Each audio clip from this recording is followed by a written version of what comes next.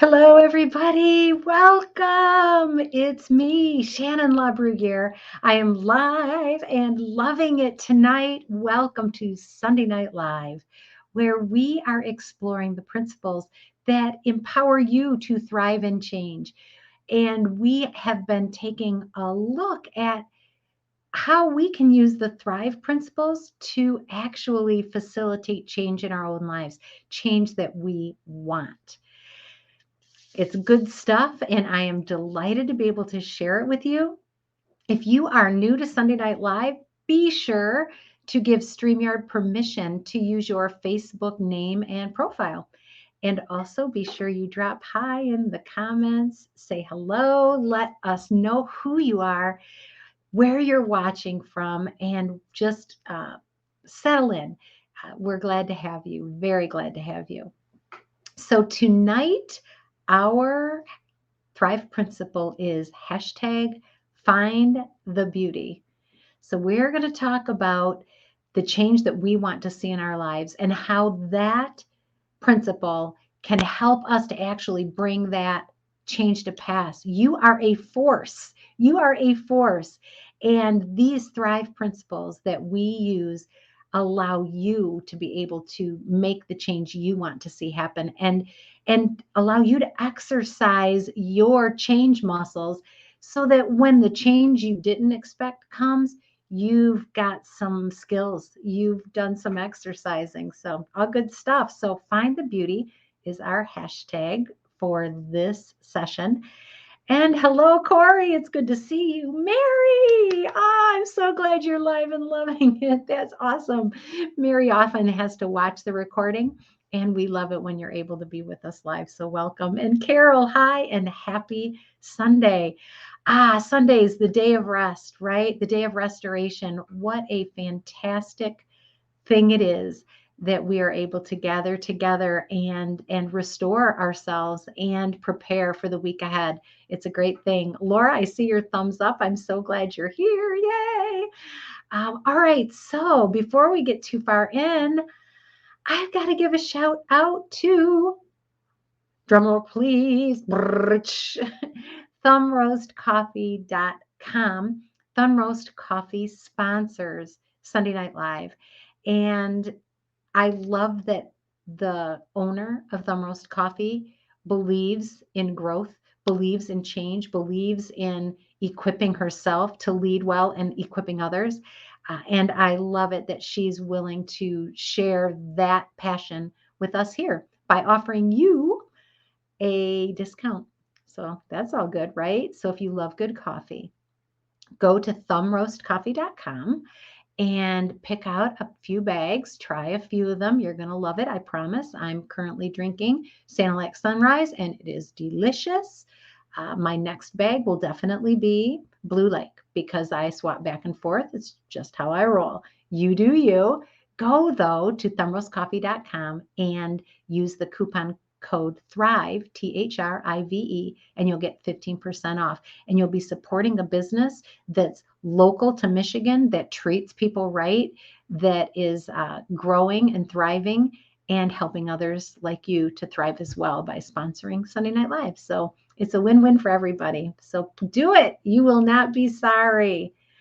All right, let's see. Who else has popped on? Laura says, Happy May 1st. Yes, it's a new month. It's a new start. It's a great opportunity to do something fresh. So if you are uh, definitely planning a change, or maybe you've been thinking about a change, sounds like tonight might be a good time to start looking into that. We'll see. All right. Oh, now Carol says the Brazil coffee is the best. Yeah, Brazilian coffee is delicious. No doubt about it. I don't often track what it is, where it's coming from, but I know that one of them that I get regularly is Brazilian. But you're right, Carol. I don't know which one it is, though. Okay, so our topic at hand is this: find the beauty is the principle that allows us to focus on the things that maybe aren't always obvious when we're in the midst of change. And I found this meme and I loved it. I'm going to share it with you. It says this. It says one reason people resist change is that they focus on what they have to give up instead of what they have to gain. I'm going to say that again. One reason people resist change, and that includes me, that includes you, is that we focus on what we have to give up instead of what we have to gain. And sometimes I mean, I shouldn't say sometimes, it's always a good thing to be aware of what we're going to give up. Am I right? Yeah. I'm not suggesting that as you prepare for a change, that you just abandon any idea of what it's going to cost you, what you're going to be giving up by making the change. Those are relevant. But once we've determined that a change is in our best interest, focusing on what we're going to lose is the quickest way to get yourself stuck. It is the fast track to going nowhere. What's powerful is being able to say and have this flexibility, right? That says, I know I am going to give up something, because we never go up without giving up. We never go up without giving up. We have to give up something. We never go up without giving something up. So understanding I am going to give something up, and the things I'm giving up pale in comparison to what I'm going to get. We let go of the good to grab hold of the great. And Find the Beauty says that as we are preparing to start our course toward change, and while we are navigating that course to the change that we want to see happen in our lives, we are going to have ample opportunity to see the challenges, to see the failures, to see the missteps. We are going to experience that. Why? Because everybody does. Nobody gets from this level to this level without some stress, some strain, some effort, some work. It's uphill, and that's okay. We can understand we're going to see a lot of what we are challenged with, a lot of what we aren't delighted by, but we can also choose to find the beauty in the midst of those challenges. All right. So Carol said it's Blue Lake. So the Blue Lake is Brazilian coffee, and it is the best. That must be why I love it. And yes, we're made for more. Let go of the good and grab the great. Yes. She says we're on fire. We are. So find the beauty when we are in the midst of navigating a change that we want. I will use myself as an example. I wanted to start my own business. I had a career, and I knew that my gifts were not being used to their greatest benefit. And I found that very unsatisfying. And it was important for me to spend my time doing something that I felt like mattered and made a difference. And so as my discontent rose with my career, I was faced with a decision. I had to decide, am I going to hold my breath and stick it out? Or am I going to start making an exit plan so that I can leave, maintaining, or I don't want to say maintaining, while still preserving the things that I worked for. Some of the things I worked for in my 31-year career in the government, some of the things I worked for were, I like to have impact. I wanted to have impact on the people that I worked with and worked for. And I was able to do that for many, many years. Another thing I worked for was security. Because I had a good job with very reliable insurance benefits, sick leave benefits, vacation benefits, retirement benefits. Because I had a job like that, in our family, it allowed my husband to be more adventurous in his pursuits. It allowed him to be a businessman and start a consulting company and go to companies and move up the ladder in his influence, without having to worry about the upheaval that switching insurance can cause. So security was a huge thing for me, and that's legitimate. I worked for satisfaction, for impact. I wanted to be significant, but I also valued the financial benefits that came with that job. And so I did not want to just get fed up one day and quit. So I started my process toward change. And my process toward change took 5 years. I decided 5 years out that I was going to leave my organization in 5 years. 5 years. I'm a planner. There are some people who decide overnight that they are going to pick up and move to California from New York. I know there are people like that. You may be a person like that. That isn't how I'm wired. And most people are not wired to change as quickly as that, to be fair. If you're familiar with the DISC behavior assessment, there are not a whole lot of people who are wired to love rapid change like that, but a few people are. And if you are one of them, woohoo, you inspire me and you also scare me. Not really. All right, so I began my process of heading toward change. But while I was heading toward that exit date, I had many opportunities to second guess myself. I had many opportunities to look at the security that I was leaving and become afraid, because who in their right mind leaves a job like this, right? This is what I was telling myself. But in my heart, I knew that I had to. So as I was walking through that process, I acknowledged those things that were challenging, that scared me, that were frightening. But I also made sure to find the beauty in the path I was walking and my destination. And those two things are key. Those two things are key when you are working toward change. The principle find the beauty says that you are going to not just appreciate the beauty of your final destination and how wonderful it's going to be when you get to the other side, when you get that master's degree, when you get that CEO position, when you get that candle shop started, whatever it is you're working on. Maybe it's a volunteer group that you're trying to get together. It doesn't matter what that change is that you're trying to get to. That can be beautiful, and we need to keep that in mind. We need to focus on there's joy there, right? But find the beauty says that right now, where I'm at in all of its messiness, in all of its uncertainty, there is still beauty. And some of the beauty that I found as I was navigating my process toward change, some of the beauty I found was a whole new, a whole new set of people who were passionate about the things that I was passionate about.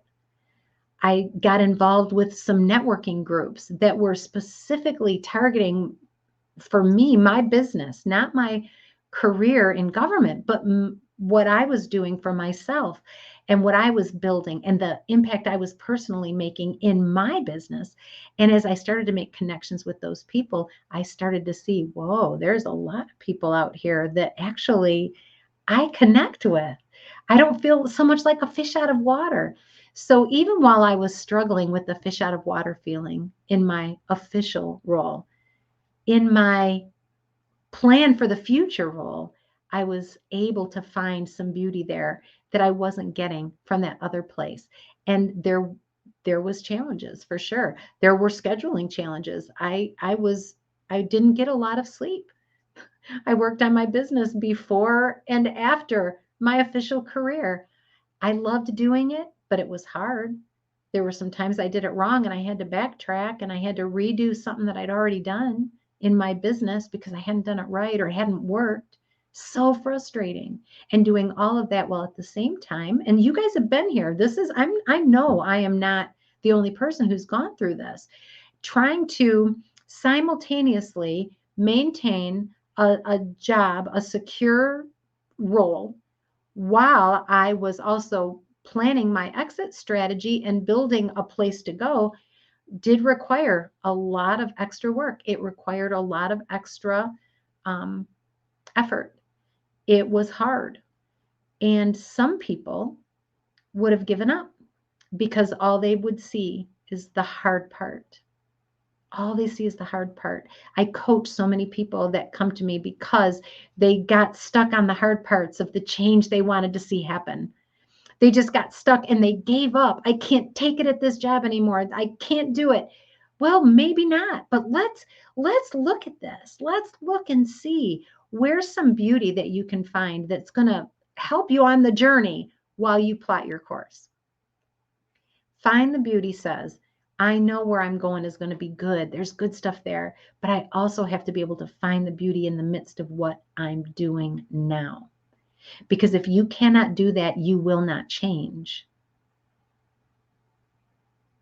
I just want you to think for a moment, how long have you been telling yourself, I want that degree, or you know what, I want to go get a different job? How long have you been telling yourself that? What's preventing you from taking action on it? What's preventing you from taking action on the change you believe that you want to make? The change that you know is best. What's preventing you from making that change? It's the fear of loss.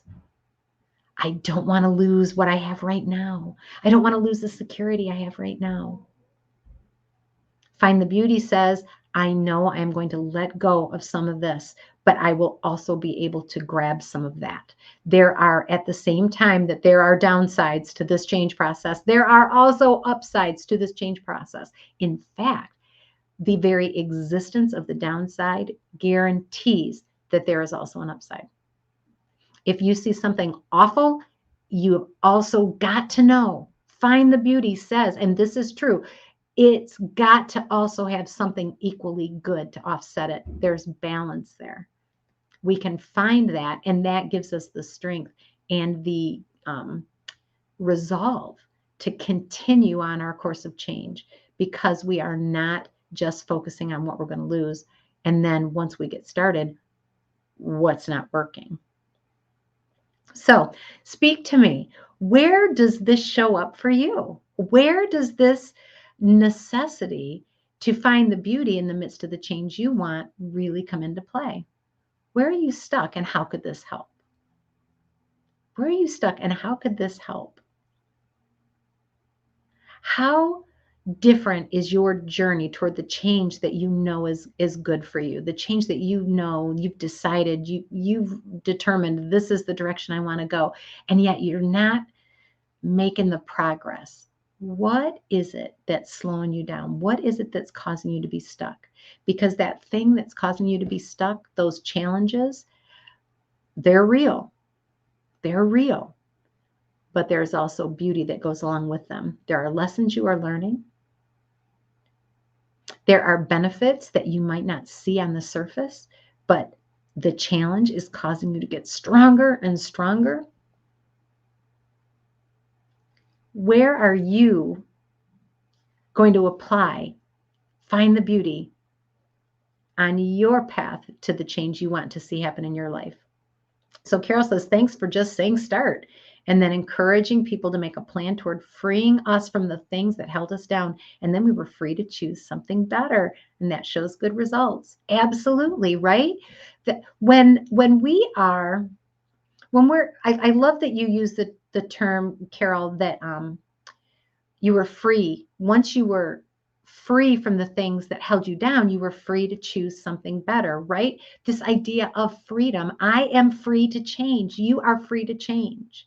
And once you understand that you're free to change, then this whole world of choices opens up. And when you start choosing differently, you get more of the results you want. Where find the beauty can be so helpful is when we are stuck in that middle region where we know we don't need that anymore, right? We're letting go of the things that hold us down. And yet we're not quite able to pursue the things that we know are going to lift us up and that are going to be better. And in that little region, often what our sticking point is that we have focused too much on what could go wrong. We have to understand what could go wrong. When I plotted my 5-year course, I had to understand that there are some hiccups here, that this might not work exactly as I planned. Maybe the thing that I want to do to use my gifts doesn't actually generate revenue. That would not be welcome, right? But it was a real possibility. Focusing on the things that could go wrong will prevent us from taking the next step if we do not also consider the things that can go right, the things that are going to work, the things that we are going to gain. Find the beauty, and I've said this so many times, find the beauty does not mean that we just pretend that nothing bad ever happens. We don't put our fingers in our ears and hum loudly because we don't want to know that something is going wrong or something could go wrong. What Find the Beauty says is, I'm not going to allow that to dominate my vision, because where my focus goes, my energy flows. I understand there are challenges, there's a downside, there are things that are not beautiful. And at the same time, I understand that there is beauty here and I'm going to find it. And that is going to be the fuel that helps us to get to the next level. Mary says this, in all the times that I've listened to you, one thing I've learned is that you have taught us that it is okay to be an individual. Yes. You are unique, right, Mary? And you are such a beautiful, unique individual. When we understand that we are individuals with the ability to make choices to determine our future, we can make choices that will allow us to have more impact, to use our gifts and our talents more fully. When we understand that we're not just part of a big conglomerate of people, wow, things start to change, don't they? They do. They do. Just understanding we can make a choice is freeing. And Carol loves that word vision. I do too. That vision is what can fuel us. That vision is what can fuel you. So it's really great to know where you're going and to have that picture of your business thriving with your employees that are working at their highest capacity, making an impact on the world, fulfilling your purpose. That lights me up. That lights me up. And having that vision is powerful. And it got me through a lot of sleepless nights, that vision, as I was managing and navigating my change. But I also had to look, as I was on that path of change, looking past just the things that were going wrong or the things that could go wrong, and also looking for that beauty as I traveled that path. And this goes hand in hand with hashtag respect the now, right? Being present in the moment wherever we are and understanding that there is a challenge here, yes, but there is also beauty and I can find it if I look for it. It's a beautiful thing. It's a beautiful thing. Find the beauty is one of the most exhilarating of the Thrive principles. Uh, I love bring the honor, right? Bring the honor says, I am going to show up and I'm going to bring my character with me. And when I am a person of honor, whatever situation I am in is elevated because I have brought honor to it, no matter how dishonorable that situation was before I got involved. And change can be so dishonoring. It can feel so personal, and it is personal. It affects us personally. Change that we didn't ask for can be so dishonoring. Bring the honor says, I always bring the honor. Even if this is a bad situation, I'm going to improve it because I'm here and I'm a person of character. So that one's beautiful. And then we have respect the now, which is also beautiful because now is beautiful and it's all we have. So I love that. And then trust the process is practical. But you know what? There's some great beauty in practicality, isn't there? It can't all just be ideas. It has to be actions that go along with it. And trust the process says there are actions that will help us to get predictable results in, and not all totally predictable, but we can have actions. We can follow a process that allows us to consistently get a better outcome. And knowing that is empowering. But I do love Find the Beauty because even on that rocky path, often if you've traveled a rocky path, you can look back and in retrospect say, oh, and that was good that that happened, even though I was really disappointed. Oh, it was so great that I didn't get that one account because that would have just swamped me. We can look back often and appreciate the beauty behind us. And that's okay for a short time, but we have to learn to also find the beauty where we're at in the process right now if we actually want change. I love it. So, what else you got? Anything before we start to wrap up? This was a simple, but not always easy to execute uh, principle. I hope that it's something that you'll chew on for a little while. Carol says we have to be brave and start something new. And she says she loves our Saturday morning class, which so do I, live stream leadership. And this time tonight, yeah, what it goes hand in hand, doesn't it? For those of you who are not members of Livestream Leadership, Sunday Night Live is such a great complement to Livestream Leadership. We talk about different concepts, but the principles remain the same. And so there's just some really nice overlap and amplification, if you will. It's really beautiful. Mentally, physically, emotionally, financially, it's all working toward keeping all of us in a place where we can grow and continually add value to the people around us. It's what it's all about. It's a good thing. All right. And since you brought up live stream leadership, Carol, wanted to mention that starting this coming Saturday, for those of you who are watching live, starting on I want to say it's May 6th. Is it May 6th? Let me look at my calendar, guys. It is May 7th. On May 7th, we are going to start exploring the topic of boundaries in the brain. So, how we're actually physically hardwired to operate in certain ways, and then how we can use that in the way we lead and in the way we work with people so that we're working with people's brains and not against them. So, if you're kind of a science geek, this might be a great time to jump into live stream leadership, especially if you're a science geek who also wants to expand your influence. Maybe you want to deal with some difficult people you're in charge of and they're not doing what you want them to do. That happens, I know. If so, if it's something that interests you, now's a great time to jump in, and you can find out more about it by going to livestreamleadership.com. You can also just send me a Facebook message, and I would be glad to talk with you about it and let you know what's involved. It's good stuff. All right, Laura says this, it may be that some of the change has to do with personal callings. There is a meme going around about the fact that not everyone is going to join you or support you in this new endeavor, calling or mission, vision, whatever, etc. But then it goes on to say that this wasn't a conference call. We have to step out by ourselves sometimes and get going, even without outside support. Laura, that's powerful. And I think you're sort of tapping into something that Mary was saying, right? That we're individuals. We're individuals. And when we understand what we need to do and the calling, our purpose that's drawing us to do something, we don't always get the support of the people around us. Sometimes that's one of the things where we fear the change, right? The change in the relationships that we're going to have. It's so powerful, Laura, but I love this idea of that it's not a conference call. It's not a conference call.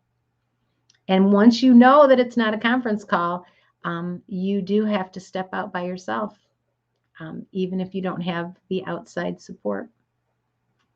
One thing that I do love about Sunday Night Live, about live stream leadership, these groups that are coming together and getting stronger, building a sense of community, especially in live stream leadership, that sense of community offers support when sometimes the people in our lives don't understand where we're going or don't want us to change. And we're growing and we know we've got a calling, right? And it's powerful to have that kind of support, those kind of people that are coming alongside of you and holding you up and saying, yeah, this is what you said you wanted and you're on the right track. You can do it. We're here for you. Yeah, I love it. Corey. Corey says having a team around you that does support you in your ambitions is important to growth. And oh, yes, it is. It is important to growth and moving forward, and it can help you do it faster. And live stream leadership does just that. And Corey says, LOL, I was just typing that, Shannon. Well, Corey, it means a lot more coming from a member of live stream leadership than it does from the leader who is facilitating it. That's for sure. And it delights me that that's what you've experienced. Yeah, if you are on the slow track toward change and you want things to speed up in a healthy way, having a team around you that supports you in your ambitions and your desire to grow, it's irreplaceable. You just can't even imagine what it's like to be able to have that kind of support around you, and what it does to ignite your enthusiasm, to ignite your motivation, and to keep you on the track. It's a definite find the beauty place for sure. You guys are amazing. Every last one of you is amazing. Thank you for spending your evening, uh, a good chunk of your time, trading it for something that I hope and pray is valuable. You are worth the investment you're making in yourself. However, you decide to move forward toward that change that you know you need to make, the significance that you crave and that you know you can achieve.